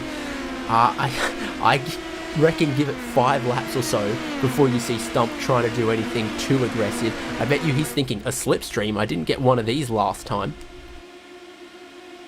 Yep, and is that already the leaders catching up to some lap traffic? I'm sure they weren't expecting to have to be dealing with this on lap 3. as they make their way around the outer loop, and Stump definitely just probably going to be sticking back for the time being. I think you're absolutely right there, David. He fell foul of those unfortunate fuel amounts, and Bill Lawrence out in 28th position at the moment. Just Nothing getting to out think of the about. way. The cars Or start something. burning fuel the minute you put them down on the grid. So there's a 2-minute gridding and then Yeah. a full pace lap. If you were someone like Paul Stump and you put your car down right at the start, left it idling or maybe even revving a little bit on the grid for 2 minutes, and then did the full pace lap, I mean, there's the potential to burn or save a lot of fuel before the green flag even flies, and then you get yourself in a situation like here where he can save a bit up behind Mike McCormick. But Paul Stump's unwillingness to try to attack and move forward means that Barry Hill's in third, and that whole other train that you can see in this beautiful shot down the pit straight are all in the slipstream, all closing him up as well. So he'll feel secure with his fuel number potentially in second place, but there's a lot of drivers still very close behind him, including here, Steve Greenwood. We called out his qualifying because it was a little surprising. He's already up 5 spots, but one of those could get back away from him depending on how aggressive Marcellus Breuning is feeling. Out And take it back, into Paul the Stump lead. goes for the lead.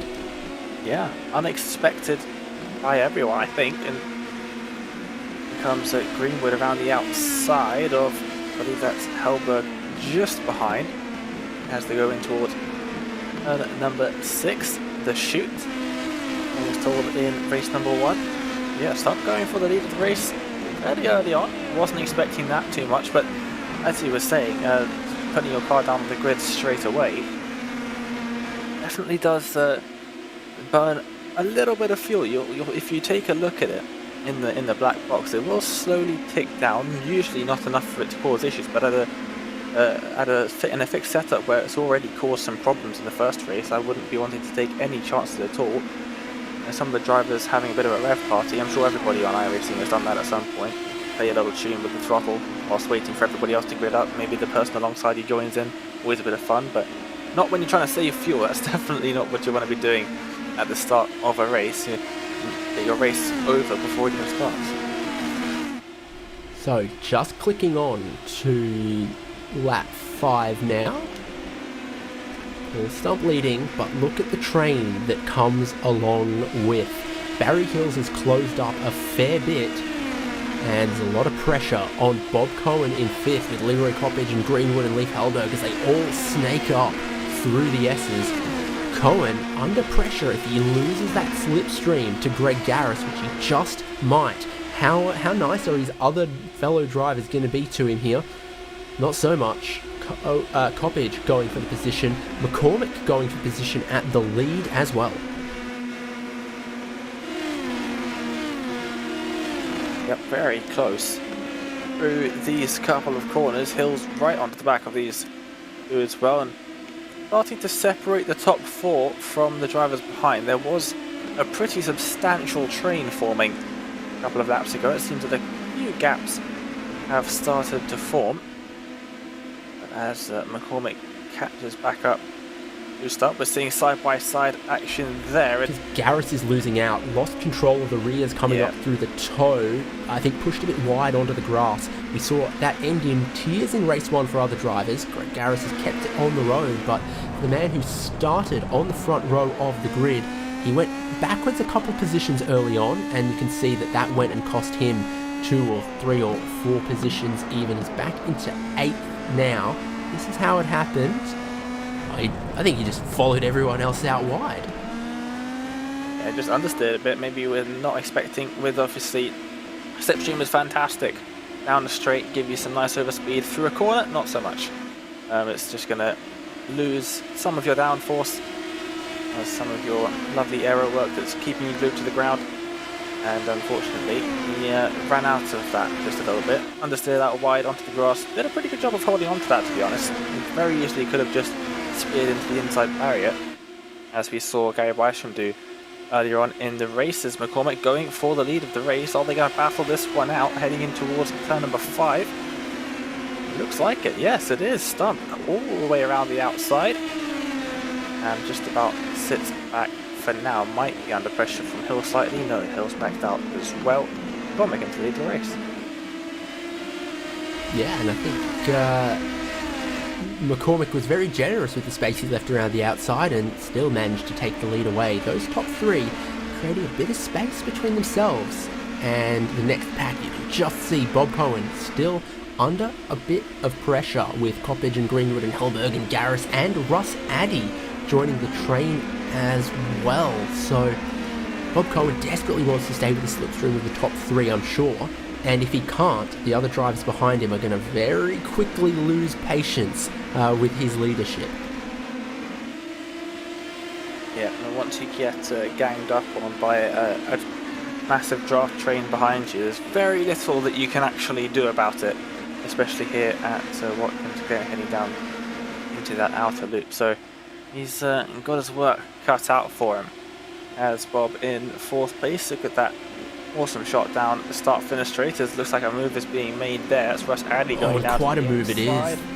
3-4 cars in the runoff and not all of them having a good time. Bob Cohen's got a bit of damage, but it's significant to Steve Greenwood. I think that might be his race done. And Leroy Coppage also can't get any drive because his back right tyre is in the air. So what started all of that? Cohen was leader of the train, and I just have a feeling like Coppage braked himself a little bit into turn 1 here. We're going to see it.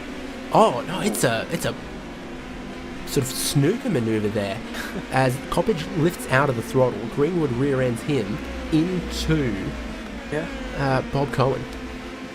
That's the perfect description of it. You can see it now. We it's are a riding on board moment with the Q. Bang. Perfect strike. Takes both of them out, and the 31 just behind gets stuck behind for a moment and has to wait for them to stop moving so he can get back going on his way. But a very odd move being made there, just out braking in towards turn number 1, and a very odd looking incident. It's about the moment that I think Steve Greenwood would be looking for his braking marker and not necessarily anticipating the car in front of him to roll out of the throttle so aggressively.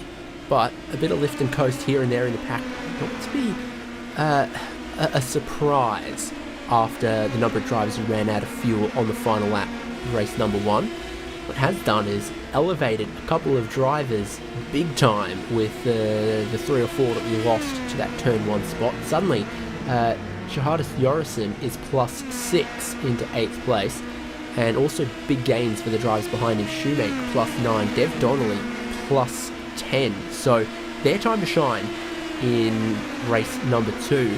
Also Stefan Roster, remember, came from 17th on the grid. You can see on the timing column, he is up into 6th now. Just always seems to appear a couple laps into the race. Yep, pack racing here, and they're almost looking to try and go 3 wide for a moment through there. That is almost always going to end in disaster, so good thing that no one really tried to make something like that happen. Randy Shoemake out in 8th place, just behind this huge gaggle of cars.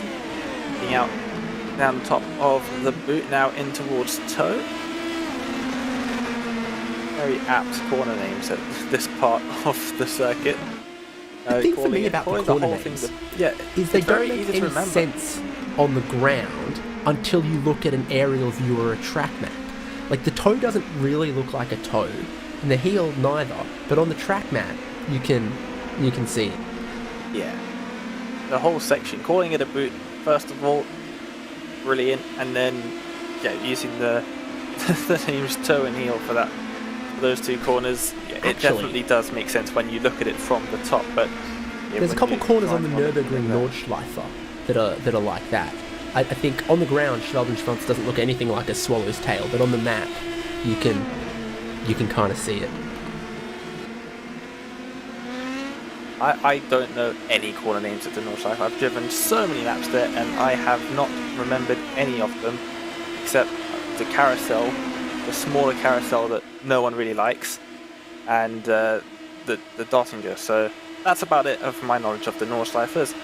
Oh, it looks like they're getting a little bit feisty out here in this battle here for 8th position. No cars out in front for them to worry about. They're just worrying about themselves for now. And Jorissen's around move the around outside. Oh, it's outside, a bit too deep. yeah.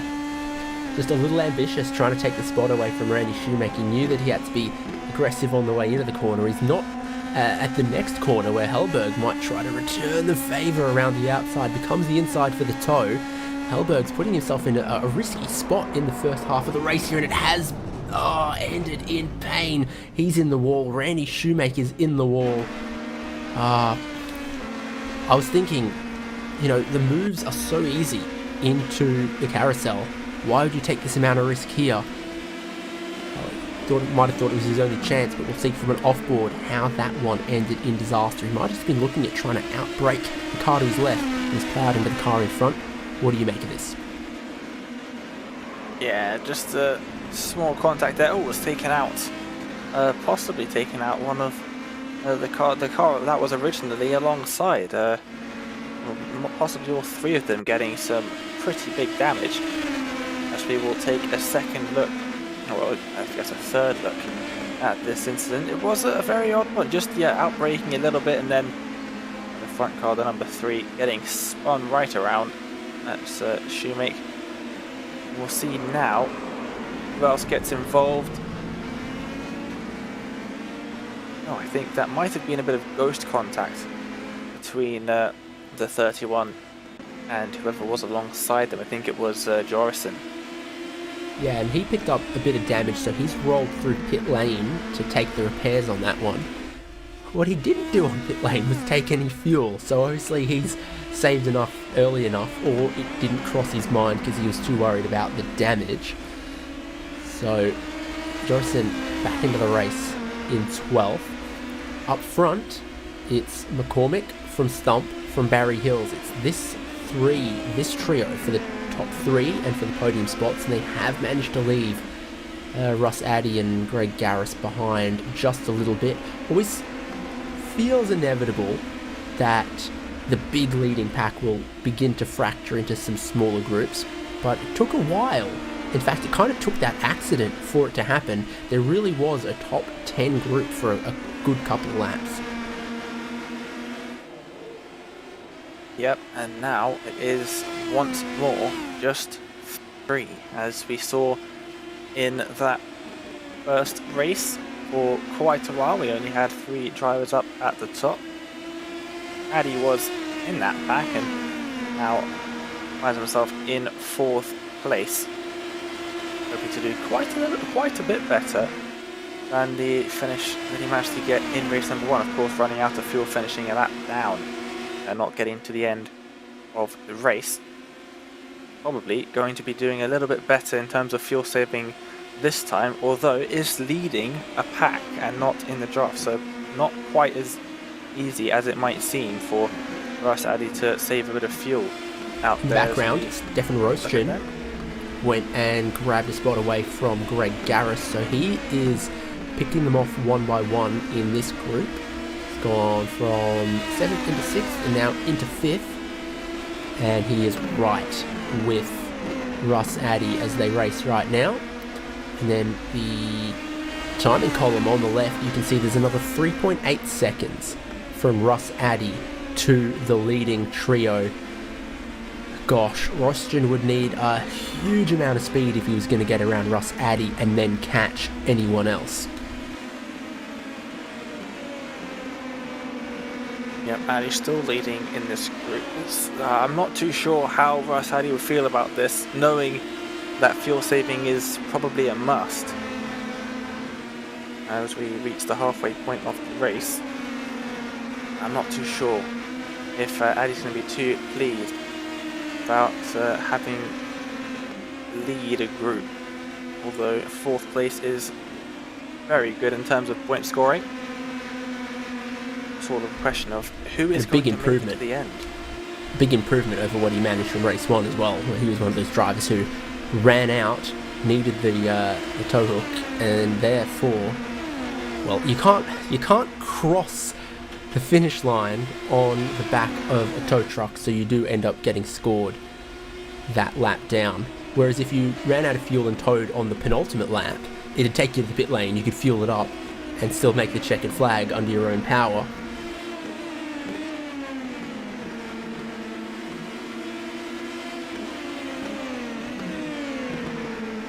Maybe if you think that you're going to run out of fuel in the last lap, you might just try that strategy. Get as close I think to the the pit lane optimist as you in me dare. would never let me do that. I think I'd always say, no, I can do it. I'll get out and push. It's I don't think any racing driver ever has that kind of defeatist attitude with 2 laps to go, where they'd, and you wouldn't tow anyway with 2 laps to go. You'd just splash and dash, come into the pit lane. You've got me there. I didn't think about that. I only just realised that as well. Why you'd never actually in practice do that out of logical reasons instead of just the stubbornness that I assumed I would display in that. The stubbornness didn't even come across your mind that you might be able to actually just drive straight into. Didn't I don't know why I thought that. I thought, I'll just drive up to the pits and tow. Why you would do that is beyond me. That's just how my brain has worked at the moment, as we are riding on board with the driver in 7th place, who's sort of in the draft, not quite very close. There's 6/10 of a gap between himself and Garris in front, but well enough in the draft to be able to gain a bit of overspeed down the straight, catch up quite nicely and maybe lift off at the end as well. Addy has given up that position to Rogerson, so we'll see how that one plays out. As looks like Stump might have just made a move for the lead. Yeah, Paul Stump through to the lead. I tell you what, if Stump and McCormick, traded the spot a couple of times, tried to go side by side, lost a bit of time through this corner, Rogerson is only about 4 seconds away from Barry Hills. Therefore, he's only 3 seconds away from the slipstream range. He just needs this leading pack to lose about 3 seconds. That could happen with a couple of laps to go, that they start to fight each other a little too ambitiously. It's like trying to play the board game of Risk with a couple of people. You end up making some alliances that you later on have to backstab. That's what this kind of plate track racing, sort of high slipstream pack racing stuff ends up doing. If they don't want to be caught by the pack behind, they've got to be friends now. If they want to be the race winner, there's a certain point where they must curse the certain but inevitable betrayal. Yeah, I was in a lovely drafting alliance for a super speedway race in the NASCAR league, and everything was going fantastically well until it was all of us in the top 5 on the final lap. And things went downhill very, very quickly on that occasion, as we are now watching McCormick up the inside of Stump as they make their way down. He's not quite ahead, he is now, as Stump lifts off the throttle, maybe? No. Sticking it all the way around the outside, might actually retain the lead at this one. Well, he was really quick on the way into the corner. By the middle of the corner, he started losing a little bit of that speed around the outside for Paul Stump, so McCormick leading from Paul Stump, and the whole way down, Barry Hills must have been doing about 80% throttle, can pick and choose who he wants to slipstream off of, and had no problems whatsoever, just staying back in 3rd place. Very interesting to see his attitude versus McCormick and Stump, who are starting to get a little aggressive with each other. Over the last lap, Stefan Rogerson in 4th took half a second out of them. I'm not sure he'll get quite the same on this lap, but he's all on his lonesome in 4th as they battle for 5th and 6th. They're going to lose touch with Rogerson. Now this just becomes a battle for 5th. Somehow, Rogerson's done it. He's broken away, and he's trying to catch the leading pack.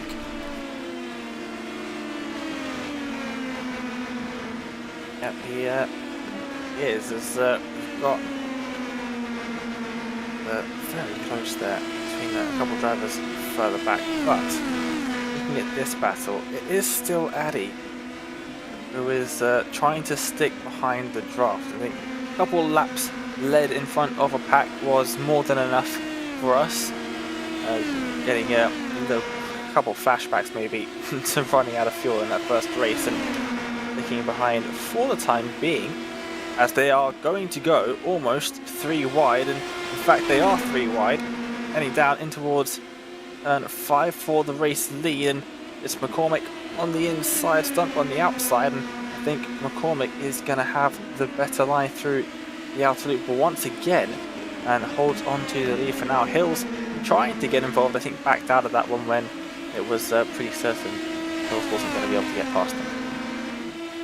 I think he realised, 3 wide, he was on the outside, probably not going to end well, and he flips back to the mentality he had earlier.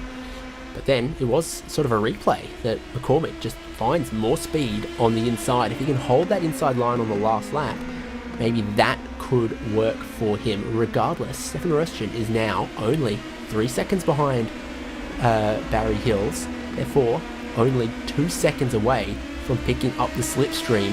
He is demonstrating that his clean air pace is something fierce. Oh, and has he just gone and lost some of it? No, he's still there. I was mistaking it for the fact that Ross Addy had a pretty good lap catching him.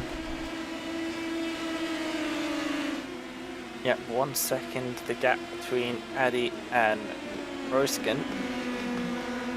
This battle for the lead is very similar to what we were having at the same point in the race as race number 1. 5 laps to go, and still 3 cars out in front, separated by less than a second as they come up through the S's. But it seems once it's 5 to go, I'm able to count it on my fingers on one hand, so I can do it.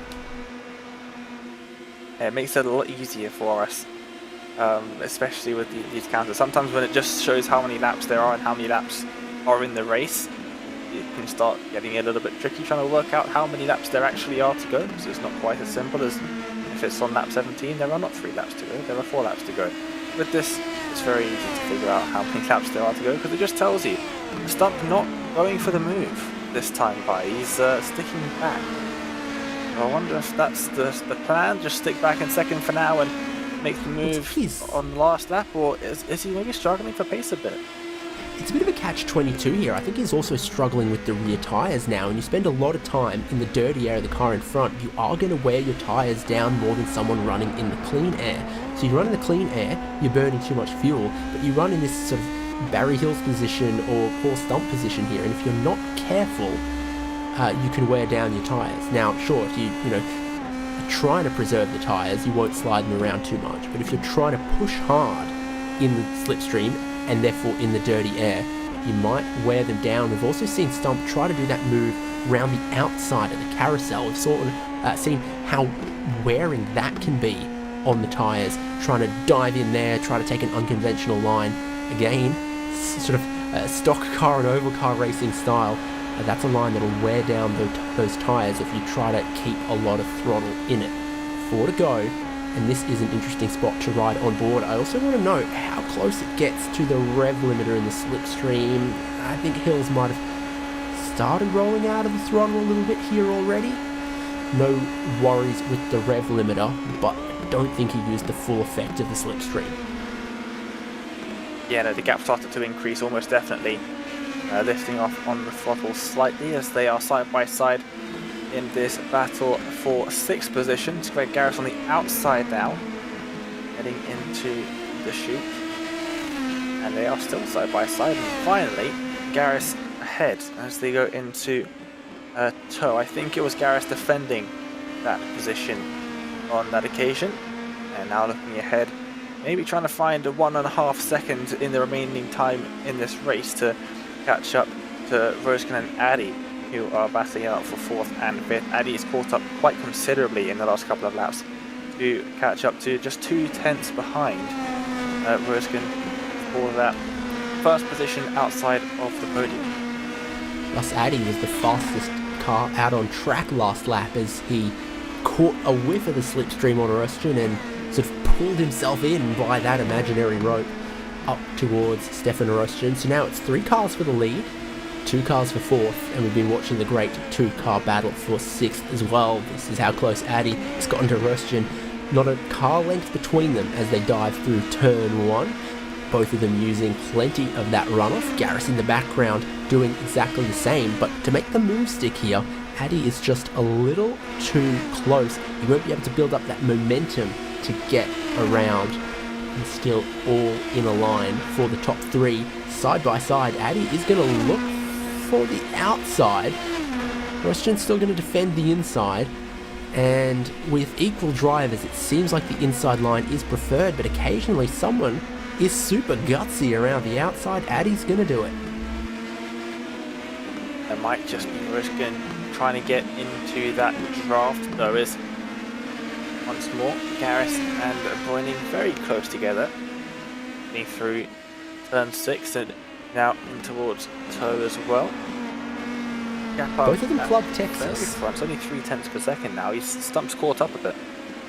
So maybe they're locking horns for 6th place. The two Texans. Laps running out for the leaders, and I'm sure Mike McCormick will be wishing that there was fewer and that it did count down quicker. He is just managing to outdrive Paul Stump, I think, through the corners. Maybe the tyres are in better shape. That slipstream is almost unshakable, inescapable. Barry Hills, I wonder what might be going on for him as he's dropping back as well. Shouldn't be fuel. He's been very conservative with it, and he's had a really good slipstream all race long. I wonder if he had a mistake. So I want to call it the infield, but I meant to say the boot. Oh, car coming out of the pits there in front of the battle for 6, I believe. But yeah, just having a look at Stump. He's actually dropped back a bit again, out in front. 0.8 of a second now is the gap. So I'm not too sure what's going on. Is it just trying to get out of the dirty air through the corners for the last couple of laps before catching up maybe at the end of this one and then going for the move on the final lap? We will have to wait and see. Or is McCormick going to be able to lead almost the entire race and get the win? We will have to see, but only 1.5 laps left in this one. As the drivers make their way into the boot for the penultimate time. Ross Addy super strong around the carousel. Again, seems to be his party trick, so that's how he snatched 4th back away. Garris and Broining losing touch with the two in front, having a good little battle their own way. Addy and Rushton might even be able to catch. Oh, Barry Hill's not quite. What they do have is a bit of traffic that looks like Bob Cohen. I wouldn't miss that reflective red metallic anywhere, and it is Bob Cohen. He's got his name on the rear wing. Is he going to get in the way of Addy and Rushton at all through the final sector? Maybe just a tiny bit. Could back them back up towards Garris and Code. Now they're going to get past. Final lap of the race. McCormick leads from Stump. Barry Hills has lost touch with them, but there's still some great two-car battles as well between Addy and Rushton, and Garris and Broining right on board with the second place man coming up through the S's, trying to follow the wheel tracks of the car in front, lining up with its rear diffuser to slipstream up close, but I don't think he's close enough. The number is disappearing, the gap is evaporating, and Paul Stump is going to get close to that rev limiter. Huge head of speed, but not enough to strike into the carousel. He's going to fake for the outside, cut back to the inside, and he can still try to pressure McCormick through the remaining corners of the lap, but the golden opportunity is passed without him being able to strike for the lead. Might try and pressure McCormick into a mistake. Very easy to do so when you're leading on the final lap of a race with the car bearing down on you. He tenses the gap, but I think McCormick has the better of Stump in this final sector, as the gap still decreasing. The draft not as effective here, but still very much working in towards Hill. Slightly wide line for McCormick, but I don't see a way past for Stump at this moment. Addy and Rosen. It boils down to the tyre difference for the lead here as well. Oh, Hills is out of fuel. Struggle here, and there's some... Yeah, Barry Hills maybe is dropping back quite a bit. He is dropping back big time. Addy and Roaston are through into 3rd and 4th, and Greg Garris and Russell Broining are taking spots away from him as well. But for Mike McCormick, he weathered the storm towards the carousel and up the S's, and he is rewarded with race number 2 win. Paul Stump gets second, but there's a drag race for third back there. Who managed to grab it side by side between Addy and Roastion to the line? The answer is Russ Addy just held on. Stefan Roastion can't improve on his race 1 result. And then Greg Garris, Marcellus Bruning, Barry Hills managing to finish 7th in the end. Not sure how he burnt as much fuel as he did. It might have even come down to that pace lap. But here, to the checkered flag, Russ Addy, front of Roastion. From head on, it looked a little bit closer than it did from the chopper shot that ruined a bit of the magic, but what a great battle they had towards the end there as well. Russ Addy, after running out of fuel in race 1, does bag a couple points, in fact a podium in race number 2. Yeah, those two, Addy and Roastion, were going side by side throughout that final lap and trying to get past Barry Hills, which very unfortunately, Barry running out of fuel, I believe. I don't see any other reason why he would be going so slowly near towards the end of the race there. But, I don't really see how he would have run out of fuel either. It's a very odd one as we wait for the rest of the drivers to finish the race, but a very odd one there. In the slipstream, the entire race never led for an extended period of time and in groups, so yeah, not ideal stuff for Barry Hills. Hopefully they won't have this fuel issue for the remaining rounds of the season. From what it sounded like in the interviews, it's definitely shocked the drivers, and it's not something they have to deal with regularly.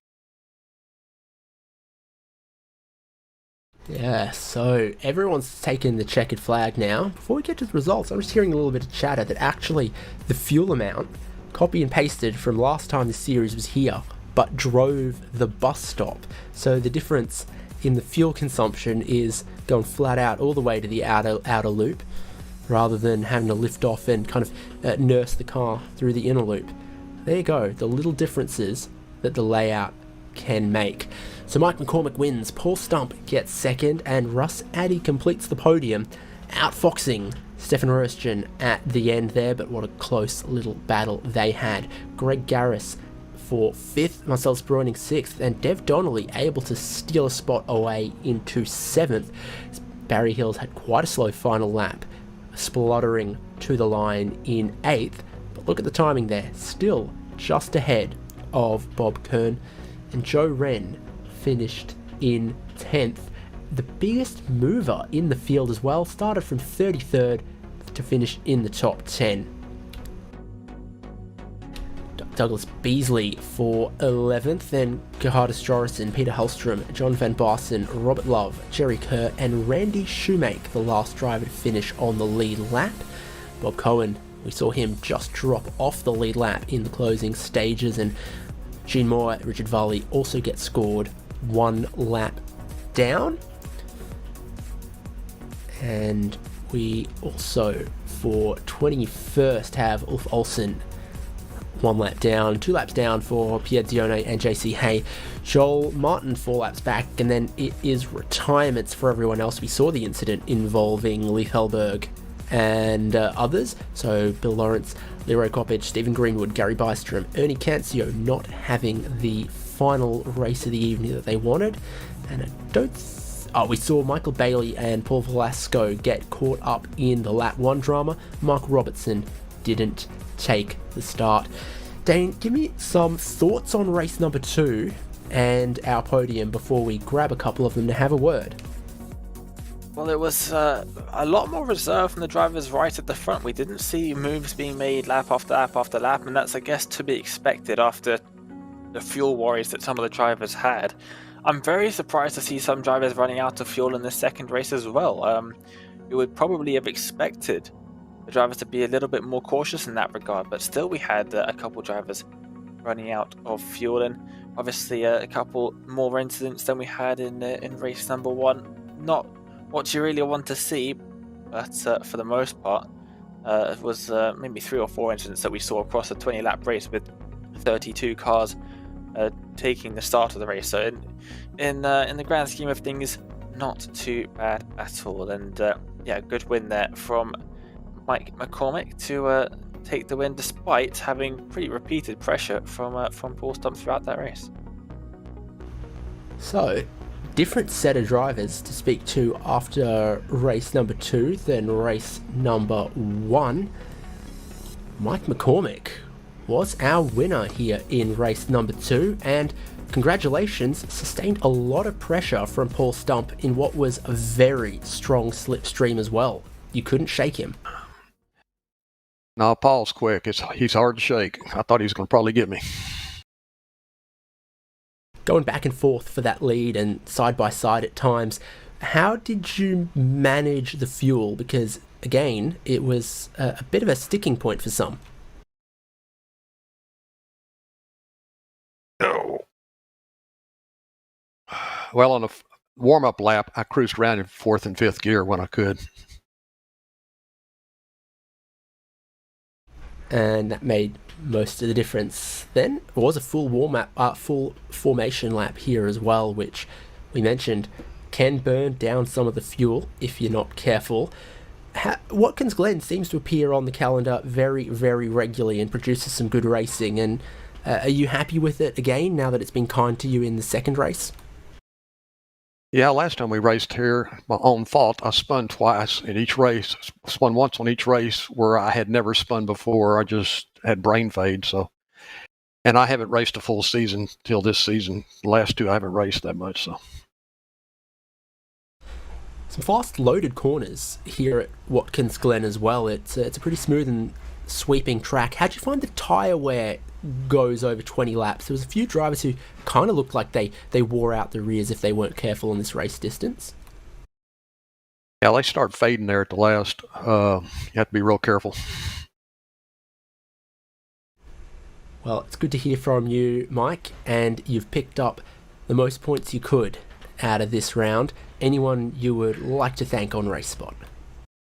Well, my teammate's not here. Donald's not here. He's mountain biking, I think, still, so he probably won't be making many races till the next season.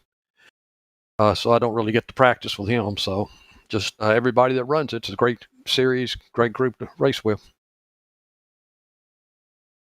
And thank you to you for coming up to chat with us after a good win. I appreciate the job y'all do. Y'all do a great job. I've showed several people on TV, and they can't believe how great y'all sound. That puts a smile on my face that I hope is half as big as the one you've got on yours after a win. Yeah. It's been a while for me, so. Celebrate however you see fit, Mike. We'll catch you around. Y'all have a good one. Here we go, Mike McCormick won race number 2. We've also got another podium getter hanging around. Dane Baird's going to have a chat with Russ Addy. Russ, welcome to the comms booth. Do you have a copy? Yeah, I hear you. Hey, guys. Hey, Russ, congratulations are in order after the disappointing end to the first race. 3rd position in this second race for you. A pretty good job out there. Yeah, thanks. Yeah, I was very fortunate. It kind of went around the other way where I ran out of gas first race and somebody else ran out of gas second race. So it didn't quite even out, but it was close. I would like to ask about that first race because we saw a lot of drivers, a lot more in the first race and the second race, running out of fuel on that last lap. Did you notice that your fuel was running low before it started to splutter, or was that something that you had absolutely no idea about and was maybe a bit of panic at the end there? No, I noticed it, and my teammate Randy thought we'd be okay, but it ran out. And then the second race, he guided me to the right gas consumption so I could finish the race. Yeah, it seemed like that if you used a lot in the initial lap, you were in trouble. It definitely did seem that playing it safe for the first few laps of the race was definitely the right strategy. You had a good old battle with Stephen Roskin near the end of that race, the final few laps of it. Talk us through it. You had to catch up quite a big gap to begin with, and then once you got there, looked like a pretty fun battle.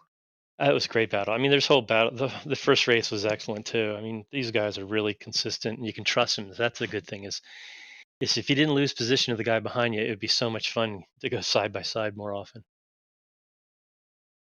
It definitely does look like a lot of fun out there. My first time commentating on the series. I definitely had a good time up here watching you guys down there. But also in the second race, it looked like it was quite a bit cooler than the first race. Did you notice maybe a little bit more grip out there in the second race?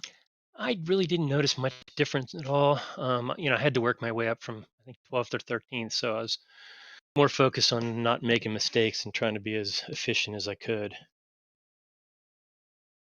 Well, definitely, that was the good strategy to be taking into this second race. We saw a fair bit of carnage, a couple occasions in that second race further back.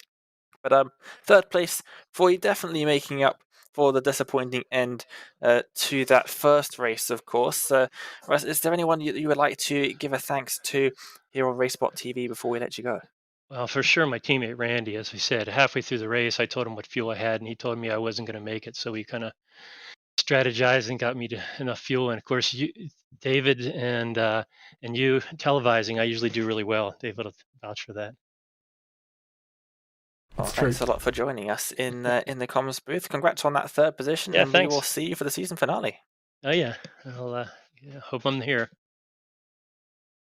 And it was great to hear from Russ Addy finishing third position in race number 2. And that's the key part of this league and this championship is it's the results, sure, and our drivers are always happy to get a good result, but it's about the community, and so we love hearing from the drivers. We heard from 4, and all of them great things to say about their fellow competitors. So if you want to join 60 Plus Racing Adventures and you are of the ripe vintage, they are on the iRacing forum, lots of posts, very friendly community, and you could be one of the drivers on the next broadcast and also next season. That brings us to a close from Watkins Glen. I want to thank you for tuning in, and I want to thank all of our drivers for putting on such a great show. Always exciting racing in the draft at Watkins Glen. I've been David Haynes, Dane Baird with me, and Connery Maddock with the production, the cameras, and all of the awesome replays you saw as well. Make sure you are following RaceSpotTV on all of our platforms, particularly follow us on YouTube, but also our other social media bits, so you make sure you don't miss any of the great stuff we are constantly doing almost every day of the week in the iRacing scene. But until next round, when we next broadcast, when we crown a champion December 1st, see you then.